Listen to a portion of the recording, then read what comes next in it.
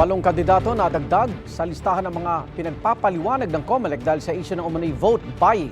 May unang balita si Sandra Aguinaldo. Inisyuhan ng show cause order ang 2 kandidato sa pagka-mayor ng Maynila. Sina dating Mayor Isko Moreno Dumagoso na ayon sa COMELEC ay namigay umano ng 3,000 pesos sa mga guro at Samuel Versosa na namigay umano ng goods na may pangalan niya. Si Dumagoso wala muna raw reaksyon dahil hindi pa niya natatanggap ang show cause order. Sa isang Facebook Live naman nanawagan si Sam Versosa na huwag magbenta ng boto sa may buweltang may nadiskubre daw siyang bilihan ng boto sa Maynila. Nandito ako sa Sports San Andres Complex. Nagbibigay ng 1,000 ngayon.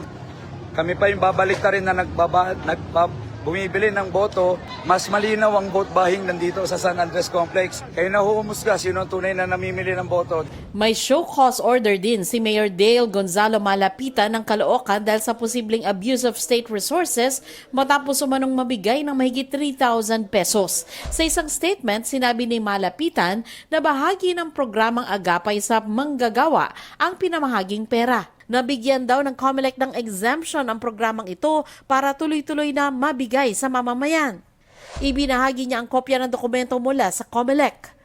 Naisyuhan din ng show cause order si Baybay City Leyte mayoral candidate Marilu Baligod at si Levito Baligod na kandidato sa pagkakongresista. Dahil sa pagsasagawa ng raffle, kalakip ng kanilang mga mukha at pangalan sa mga papremyo. Itinanggi naman ni congressional candidate Levito Baligod ang aligasyong vote buying. Aniya, hindi niya alam kung ano ang naging basehan nito. Dagdag niya, hihintayin niya muna ang kopya ng show cause order para masagot niya ito ng maayos. Pero ngayon pa lang, iginiit niyang hindi sila nagpa-raffle at wala ring planong magkasa ng raffle na labag sa election law. Pagpapaliwanagin din ng COMELEC si Sangguniang Bayan member Jerry Jose dahil sa pamimigay umano ng buhay na baboy sa mga botante.